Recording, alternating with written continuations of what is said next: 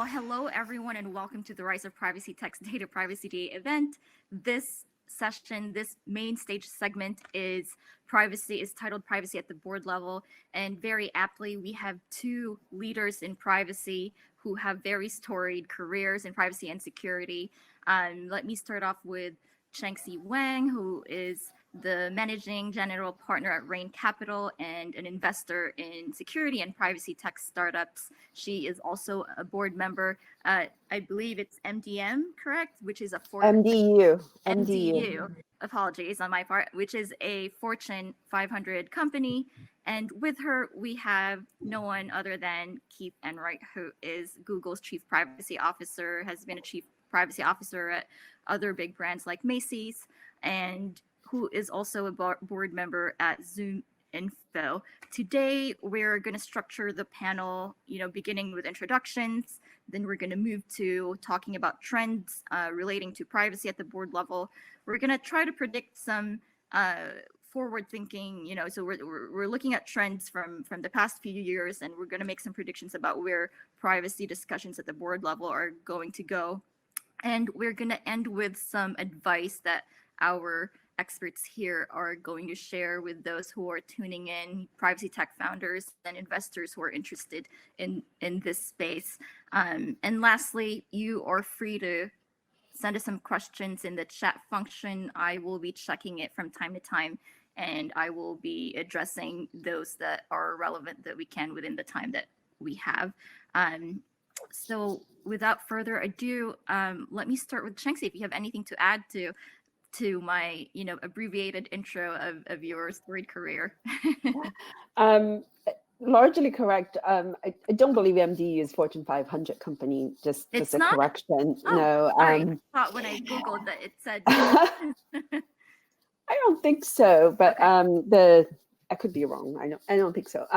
Anyway, it's an interesting company. It's a public utility, critical infrastructure. So. Because of that, cybersecurity and privacy are important initiatives at the board level. So I'm happy to talk a little bit about my perspective coming from the privacy and tech world, from a technologist standpoint, and now taking on board initiatives. So that would be an interesting, I think, intersection of perspectives. Thank you, Chenxi. Keith, anything you'd like to add to my abbreviated version of your background? I mean, I think what you said was right. Broadly speaking, what I think is interesting for the conversation today, my own career has carried me through starting primarily as a legal advisor and then actually kind of moving away from the provision of legal advice to more general risk advice. And as my role evolved and my relationship with senior leadership changed, I interfaced with audit committees of boards of directors, then boards directly. I've watched the way that relationship has evolved in the context of privacy and data protection. And then, most recently, actually sitting on a board myself gives me a different perspective on governance versus the provision of legal advice, which I think is really relevant for the audience today. Absolutely, and we'll dig into that later. I want us to start with one of the trends that we're seeing, which is the increasing interest in having board level discussions about privacy. So we've shifted from CPOs, chief privacy officers, piggybacking on the CISO's time before the board, asking for a budget or educating the board to take privacy, to think about privacy and to support privacy initiatives within the company, to about 5 years ago or 6 years ago, leading up to GDPR, where boards proactively started asking CPOs and GCs about their company's privacy initiatives. How have you seen this trend? So that's one trend, or that's one development that I saw in advising clients throughout the years and in helping them prepare, have these board discussions. Are there other developments, or are there other shifts in privacy board level discussions that you've observed throughout the years, and we'd love to hear about what those are? I'll start and please jump in, Keith. So as you said, yes, privacy and security, cybersecurity are becoming more a frequent discussion topic at the board level. In the company that I sit on the board for, the CIO and CISO reports to the board every single quarter. And we also have privacy discussions. Now, one of the reasons you pointed out is regulations, right? GDPR, CCPA, these regulations. But there's also a movement in the industry for those company rating agencies to come in and rate your company's performance based on certain things. And data protection is increasingly becoming one of those aspects. Those rating agencies such as Moody and others are looking at how well you're performing as a company. So because those demands, we see that the board level are increasingly having those conversations. Yeah, I agree with that. I think the evolution of the space, if you take about a 20-year lens on it, it's been really interesting to see the way that roles and interfaces have changed. Back at the front end, when boards thought about privacy risk to the extent that they did, it was typically, they were thinking of one of two things, either brand and reputational risks because there was some major event that created a bunch of media attention, Right. or you had some legal risk, usually under Section 5 of the FTC Act in the US, which is where most of kind of the really high profile stuff in this space was happening 20 years ago. That then evolved into sort of a long era of where security breach and incident notification, incident response dominated the conversation dramatically. And that, as you had said before, resulted in data protection professionals, privacy professionals showing up in the wake of the security professionals, typically at audit committee to say, we just suffered a major event. They're going to tell you how we're remediating the technical risk. And typically we, your lawyers, are coming in behind to explain what notification obligations we have, and then how is that going to affect the brand? How do we deal with that going forward? I've watched that, as you pointed out as well, the GDPR was a catalyst for a massive amount of change. Then all of a sudden you had boards reading about 4% of global annual turnover for non-compliance. And then it became a board level conversation. Everyone wanted to understand, are we allocating resources appropriately to satisfy our fiduciary responsibilities, so that we're sort of steering the company in the right direction from a governance and oversight perspective. And that's still where we are. That's continuing to evolve, where now I think you're seeing boards seriously consider, is privacy and data protection something we want to come in quarterly to give an update to audit committee about it as a risk item, or is this expertise that we actually want to have a seat at the board level? Do we want to actually restructure our committee structure to have a committee that is looking at information risk, data governance, privacy and data security sort of coherently across the whole portfolio? I think that's the direction of travel. It's becoming increasingly clear. Forward-thinking companies are moving faster. Yeah, I would agree. If I may add another point on this, is what's the board responsibility is to manage risks for the business, right? And everything else is sort of pales in comparison with that. Really is business level risk. And when cybersecurity and privacy rise to the level of business risks, that's when the board gets involved. And as Keith pointed out, that some of the forward-looking companies are, well, let me take it one step back. The board composition or the structure of the board usually is the overall boards. Then you have subcommittees dealing with specific issues. So traditionally, you've got the audit committee that's dealing with financial risks. And then you've got a nomination and governance committee that's dealing with succession planning and executive nominations and board nominations. And then you've got the compensation committees that's really dealing with executive compensation. But increasingly so, we see that cybersecurity and privacy, if you include that in the audit committee, which is where the risk reports in, then you've got financial risks, you've got digital risks, you've got data protection risks all lumped together. Not to say it cannot be done, but the forward-looking companies are thinking the non-financial risks are being now looked at in a focused fashion. So some of them having a separate risk committee that also at the board level that's dealing with non-financial risks.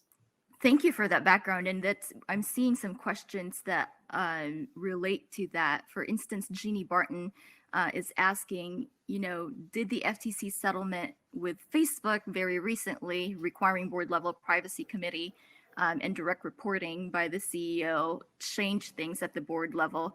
And this goes into one of the topics that we talked about, and what Chenxi was going into was the different committees and context. So Michelle Dennedy says in the chat, she's seeing ESG and audit. I've heard same from clients that I've had in the past 5 to 7 years. But it wasn't until 1 or 2 years ago when the FTC Facebook order, $5 billion Facebook order came out. Have you seen anything that would signal that things are again changing as a result of that specific settlement that requires board level privacy committee and direct reporting? So I am certain that that settlement agreement triggered a lot of board level chatter. I think in companies all over the world, probably. For folks who've been paying attention, who've been actively involved in the space, it was consistent with the general trend line we are seeing from the commission, both in public statements and in enforcement activity, that they are increasingly concerned with executive accountability, with ensuring that decision makers at the top level of a company are appropriately invested in the strategic decisions around data protection and risk that are being made. So I think what we're seeing in that order is we're seeing the commission trying to impose a structure that in their view will promote and hopefully guarantee that level of top level accountability.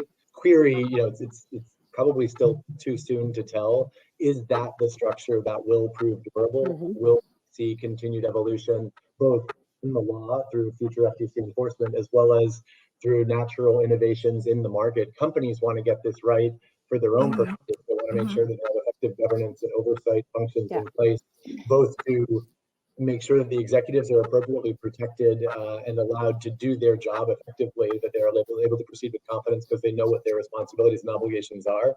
But even more importantly, shareholders remain confident that the executive team is looking out for their interests, and the oversight team, the board, is looking out for their interests and making sure that they are appropriately keeping their finger on the pulse of these risks and managing them responsibly.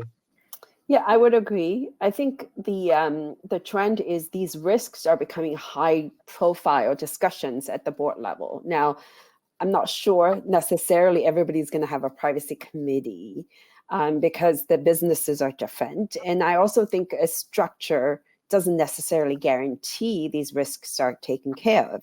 What is the right thing to do is really focus on a set of issues and at the board level and having continuous conversations and be aware of the issues and making appropriate investments. And that can be done in a privacy committee. It could also be done as part of maybe an ESG committee or a risk-focused committee. So I'm less focused on the structure itself, more focused on whether these issues are being discussed and taken care of. That's a really good point. Keith, do you share that? That was actually one of my questions that you preempted, Chenxi, is, we understand that it's early days. My question was, do you have a sense of where it should be? But I'm getting from Chenxi that to her, the structure is less important. Keith, do you agree with that? Or do you have a recommendation, with the companies that you've been working with or the boards that you're sitting on in terms of where or how privacy should be structured at the board level? Sure. So the way that oversight should be structured, as Chenxi said, this is exactly, it's exactly right, that you should be looking at the culture, the business model, the threat landscape facing a particular company, and they should be organizing their oversight functions in ways that are appropriate to the risk they're facing. That said, I will say, there's this sort of tired statement that data is the new oil. I tend to kind of respond to that by saying, no, data is the new sunlight, right? Like it's everywhere, it's ubiquitous, everyone has access to it. And organizations we haven't even contemplated yet are going to come up with new and exciting and innovative ways to sort of create value from data. What that means from my view is we are going to need our governance and oversight functions to evolve in related ways so that companies, their ability to move data across jurisdictions, across entities, organizations, that is going to be essential to continued economic growth and development and the accessibility of the benefits of technology to the four corners of the world. That is going to force boards and oversight functions to evolve. For some companies, it will make sense to have a data protection or data governance subcommittee or some sort of risk subcommittee that will specifically be very sophisticated on those issues. I think that universe is going to continue expanding as more and more businesses become increasingly aware that their ability to process information is going to be proportional to their ability to scale and succeed. Yeah, interesting ideas there. And it's something that we've heard other folks talk about as well, was the idea of a privacy committee or data governance committee in particular.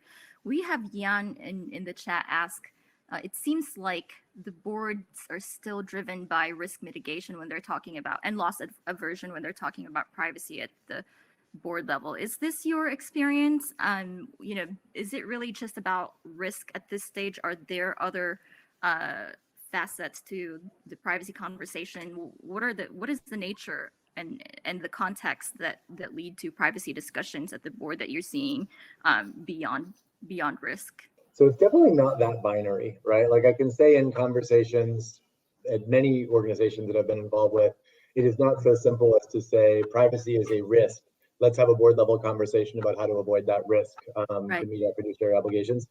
What it used to be was privacy is a risk, and the oversight function, the governance functions of the board typically saw themselves as saying, we have an executive team that we are overseeing. They are trying to execute a business strategy. Our role is ensuring that they are being appropriately cognizant of the risks, and frankly, that the business is leveraging risk intelligently and rationally to advance the interests of the shareholders, right? Like that's the classic model of governance. Now we're definitely moving into a different version of oversight where ESG, corporate responsibility, being a good corporate citizen, like these are increasingly important to sophisticated boards. They're essential considerations for companies to succeed in the current environment. And data protection is increasingly a fundamental part of all of those discussions as to how are you doing right for people around the world and the markets within which you operate, because that's going to give you freedom to move and compete.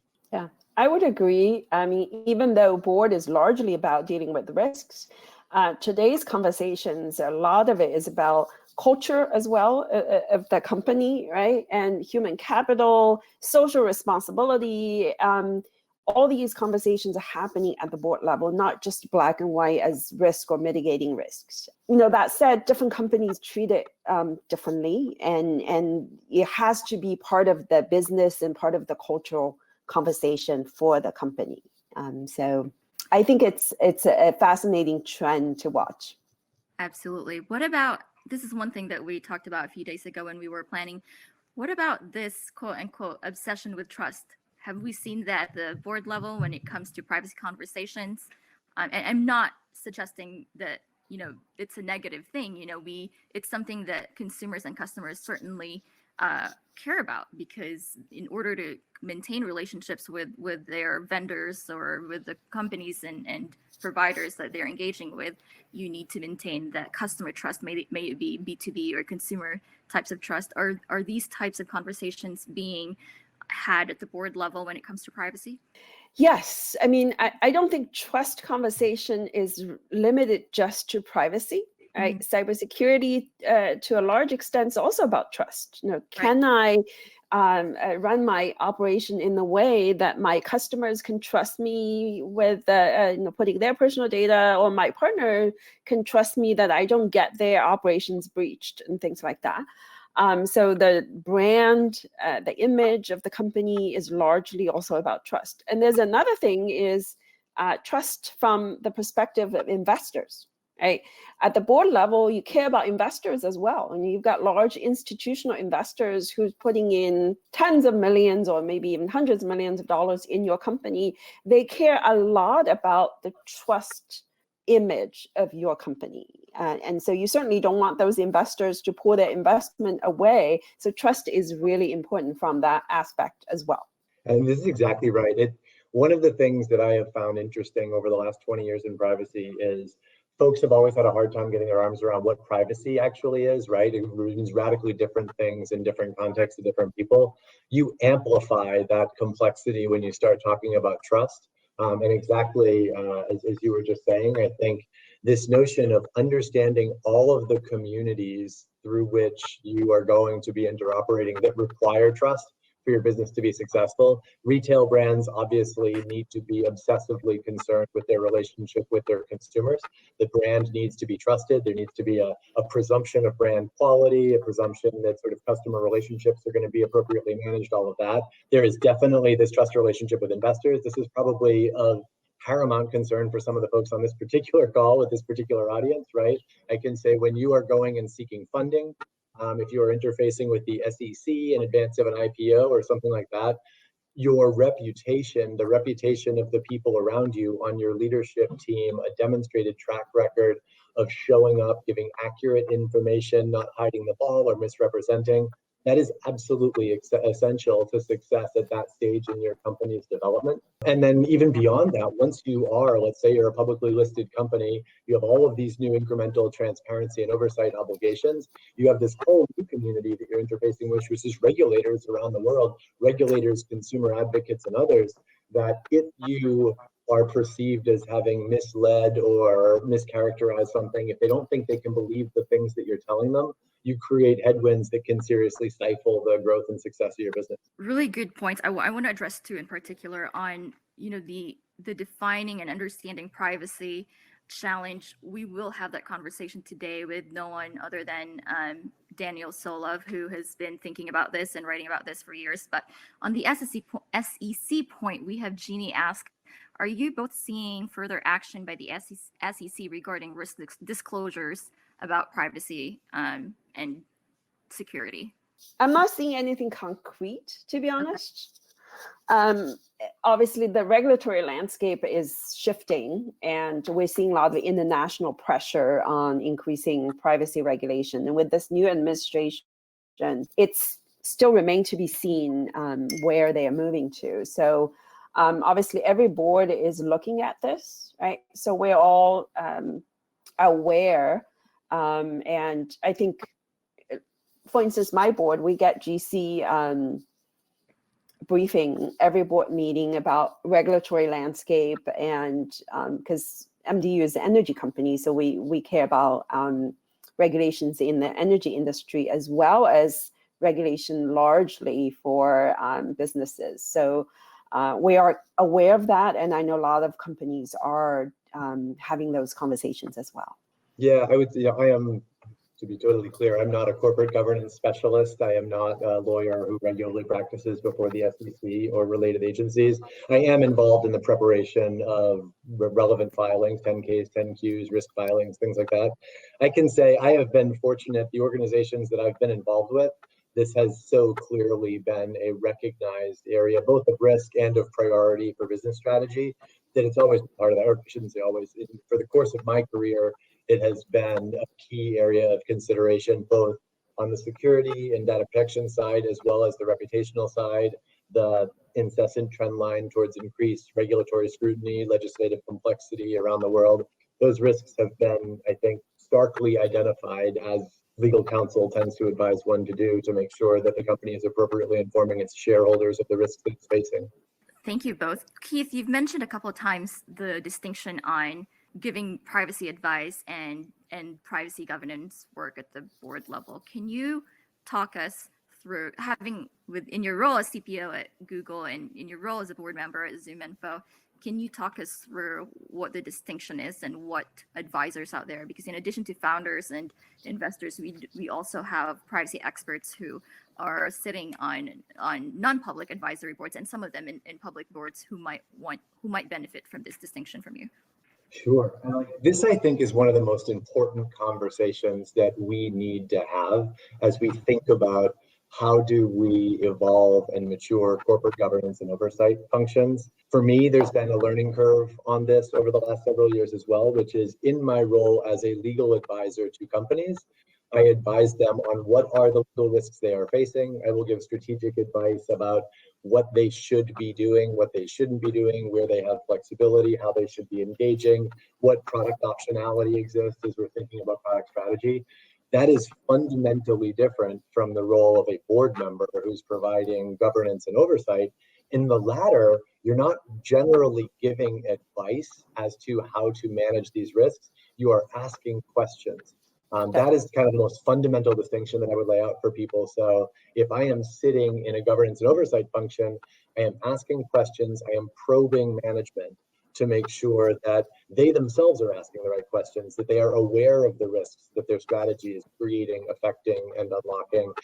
And then I may sort of say, have you consulted an outside expert on this issue or that issue? You're more trying to ensure that you are providing management with your expertise as to what the risk landscape looks like from an interrogatory perspective. Like, make sure you understand the risks your business is creating, but you need to be very careful. You're not giving them advice and you're not directing them. Somewhat ironic. If you're sitting with the business director, you're not actually telling them what to do. You are just making sure that they're asking the right questions and then sort of providing that sort of oversight function. I think I totally agree. I went through the same learning curve, right? And my first board is coming from an operator's background. You look at the problem and you say, okay, so this is how I would do it, how I would solve the issue, but that's not the role of a board member. The role of the board member is at the governance level asking generative questions. You would ask them, probing some of the issues and making sure that people on the front line, the executives, have the appropriate answers to those questions. And in order to prepare those answers, they have to put in the right procedures, right controls, and that's the role of a board member. And I think Keith said the same thing as I did, that coming from your background, you kind of have to switch a mindset. When you enter the boardroom, you have to say, I'm not an operator. I'm not here to tell them how to do things. I'm here to really ask questions. And at the end of the day, the answers to those questions should indicate that they have the right approach to the issue, even though it could be a different approach than you would personally do it. You cannot interfere with the execution, right? So that's the role. That's a very important issue, actually. Great distinction, and I hope that the privacy advisors we have were able to hear that. I want to shift us to some predictions. So we talked about some trends. I want to talk about some predictions that you anticipate becoming materializing in the next year or so at the board level when it comes to privacy, if you have any that you'd like to share with us. At the board level, I think you're just seeing more conversations happening, and potentially there will be more awareness and also more concrete structures of which group is dealing with privacy risks, data protection risks. I'm also seeing, this is not necessarily at the board level, but from my other capacity, other roles, what I'm seeing is there's a market movement to having more technology-centric team built on the privacy side of the house, right? So traditionally, I'm sort of tangential to privacy. I'm privacy and security really more is my background, but I work with lots of privacy professionals. So traditionally, privacy is in the legal landscape, and these days with GDPR, with CCPA, the regulations, privacy became more an immediate technology issue. So what you see in companies is obviously not every company is like this, but many companies, you see the privacy side of the house having to go and work with IT, work with infrastructure, work with cybersecurity. On those teams, they tend to have more technical expertise. So there's a little bit of a gap. In order to bridge this gap, I'm seeing companies allocating budget and investment on the privacy side to recruit privacy technology, privacy engineers, so that we can have more I guess, level playing field from the privacy side, data protection side of the house, and IT side. I think that's a great thing to do, and I'm looking for more and more companies to build that kind of teams. Yeah, I agree with that. I couldn't agree with it more strongly. I would say historically, security has been generally a more mature discipline than privacy, right? It's existed longer. Its practitioners, I think, are operating within more cleanly defined roles. And there is probably a sense that if you apply enough time, money, and other resources to security risk, you can dial it down proportionally. Privacy has moved along kind of a less linear model where privacy means different things in different places. It's very contextual. There's geographic variations. There's legal variations from one jurisdiction to another. That has resulted in 15, 20 years of privacy practitioners often being lawyers, often having kind of a public policy bent to their background as well, and having somewhat fluid roles, showing up in different contexts in different places and doing slightly different things, trying to address this just general privacy risk for an organization.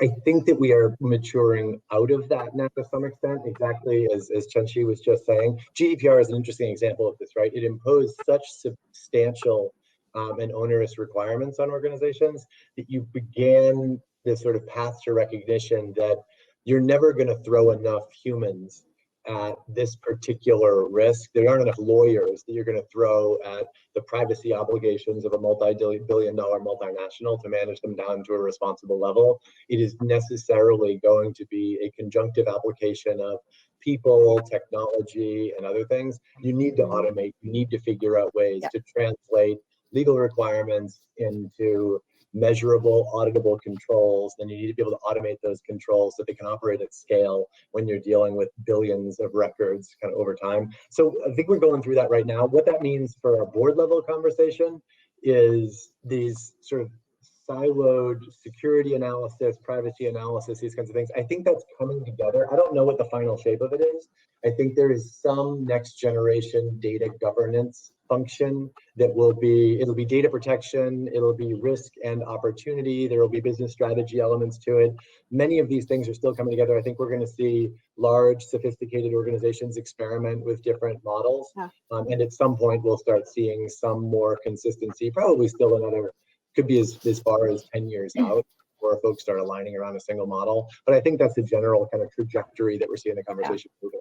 I would add one thing. I think another function of the board is helping the company to do long-term value creation, right? So not just risk mitigation, but value creation is a big aspect of what the board work is about. Now, would privacy become one of the tenets for long-term value creation? Possibly. And I'm very much looking forward to the day when this is a consistent conversation at the board level, is how do we do data protection better to become one of the forward-thinking companies that create value for our stakeholders based on our data protection practices. And I don't think that's yet happening everywhere, but it should happen. Thank you both. One of the trends that we've been seeing at the board level that's tangential to privacy is the call for more representation, women representation at the board level.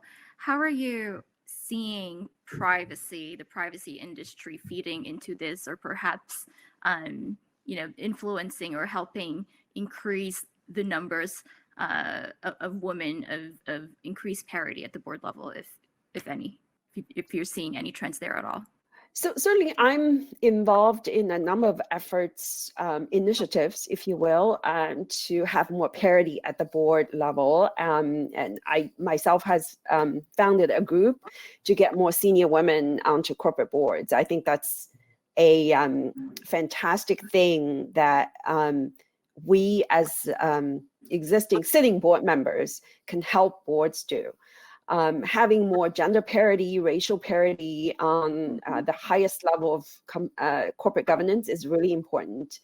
But at the same time, what board typically does is we have a skill set matrix, right? So we look at, you typically have financial experts on the board, you have legal experts on the board, you have industry experts on the board, depending on which industry your company sits. And then you have specific other skill sets that you bring in to augment the rest of the board. Mm-hmm. Cybersecurity, digital risks, privacy tend to be the other columns. So and every company has a slightly different skill set matrix. And it's just a matter of looking at the skill set matrix and to say how important it is to have a specific representation of a specific set of skill set. Now, one sort of, if we flip this conversation around, if you're a privacy professional and you want to take on a board level responsibility as some future tasks, you should look at your skill set and your background. If you can address privacy, what other things can you address in this skill set matrix to make yourself more broadly applicable as a board member? Yeah, I'm just riffing on that. I would say I have long felt that this was an area of significant opportunity for advancing board diversity. One of the things that I've always been encouraged by is the privacy profession generally seems to do a disproportionately good job of reflecting more diverse candidate pools, especially at senior levels. Like I have been privileged to work with many of the best CPOs in the world who are diverse in any of a number of ways. I think that this is a great area for boards as they are demonstrating their commitment to board level diversity, as they begin thinking about how to get privacy and data protection expertise reflected at the board level. There might be a very serendipitous alignment of those two priorities. And I'm coming from security community. I'm always looking at privacy community, and I'm like, you guys have done such a great job about diverse representation at the senior level. So there's a lot to be learned from this community. Absolutely, and we need to keep fighting to maintain that gender parity and privacy is what I'm saying. And we have a great group of women CPOs representing here in our audience. But speaking of skills matrices and privacy being one of those skills that boards are looking for, one of our attendees is asking, what skills do you think privacy pros need in order to become ready for board governance? If you have tips for some of our advisors here. So it's really the skill set matrix is company specific, right? So financial, the legal, the industry expertise, every company needs it. And every time they look for a new board member, they look for folks who can fill more of the cells in the skill set matrix. If you can only fulfill one, then it doesn't make you as attractive a candidate.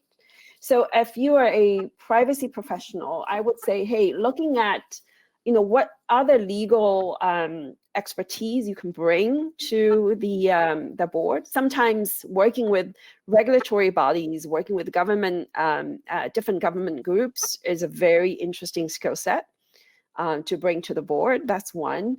Another thing is just general management skills. If you are in whatever you do as a privacy professional, you can become a GM or working closely in a GM capacity. That will give you a more of a governance oversight background, which boards typically desire. So just looking at yourself of broadening up horizontally where other things you can do, picking up different experiences, I think will be great. Yeah, I think a few things continuing on that theme. One would be, there is a general requirement for publicly listed companies in many contexts that you have a baseline level of financial sophistication so that you can be a productive board member and you can perform your responsibilities. So it is worth making sure you have some level of kind of business training. There are a couple of avenues for that. One that I thought was kind of interesting, I went through the National Association of Corporate Directors certification program and became NACD certified. I thought that was a worthwhile exercise, gave you a good landscape view of the kinds of things that board members should understand and be familiar with. Again, kind of amplifying one of the prior points, anything you have done to a high level of excellence in your career up to the point of board service is distinguishing, right? So if you worked in sort of the pharmaceutical industry, that qualifies you uniquely for certain kinds of opportunities. If you worked in retail, CPG, the way that you craft your career at the front end will certainly shape the kinds of board opportunities that you'd be uniquely qualified for later on. The last thing I'll say, which is obvious, but it's so important that I still think it warrants mention, when you are operating at that level of senior leadership, the ability to communicate crisply, concisely, and with an appropriate level of confidence and clarity, that is probably more important in my view than anything else. When you are stepping into the room with people that are as pressed for time as board members, as the senior most leadership of a company, you need to be able to communicate very, very clearly to ensure that they're understanding you and you're getting the critical information across quickly. Thank you both. So a baseline level of financial knowledge, some expertise that you've had, a high level set of expertise, and then the ability to communicate crisply. It sounds like those are some of the high level takeaways that we're sharing in response to the audience's question. I know we don't have a lot of time left, but I'd like to give you both the opportunity to share any closing remarks, any advice that you might have to founders or investors, or any closing words that you might have for the audience that we have here. Well, I'll start. Coming from cybersecurity, I see a lot of overlapping requirements and opportunities between the cybersecurity community and data protection community. And certainly, we sort of cannot live without each other. So I would encourage this community to work more collaboratively and closely with cybersecurity community, both from the policy standpoint and also from technological standpoint. I think if those two communities can do things closer and better together, we'll have a more productive and efficient way to achieve data protection initiatives. And so that's my one parting remark. Thank you, Chenxi. Keith? Yeah, mine would just be generally a note of optimism. You know, this space has been incredibly chaotic, and yes, the external landscape is getting far, far, far more challenging. I have never been more encouraged in the level of talent and sophistication of the people in the profession. I have an easier time recruiting candidates, notwithstanding the fact that it's kind of a Hunger Games situation because everybody's looking for talent in this space right now. But the candidates are getting better. And the population it's a wonderful, diverse, highly qualified, highly motivated population of people that are focusing on privacy and data protection right now. So for folks who are fortunate enough to be in these high growth companies that sort of have these incredibly promising trajectories going forward, I would say recognize there's an opportunity. Don't be despondent. Don't be so discouraged that you ignore privacy because you're afraid it's an unsolvable problem, so you ignore it. This is an area, to Chenxi's point, like you can generate a ton of value. You can be proactive with moderate or modest investment at the front end. And there's just an incredible talent pool there to tap into. What a perfect way to end, at such an optimistic note. So generate value and remain optimistic. Thank you, Keith. With that, I think we're out of time. Thank you all for tuning in. The next session will start hopefully in 5 to 10 minutes. Thank you for having me. Thank you.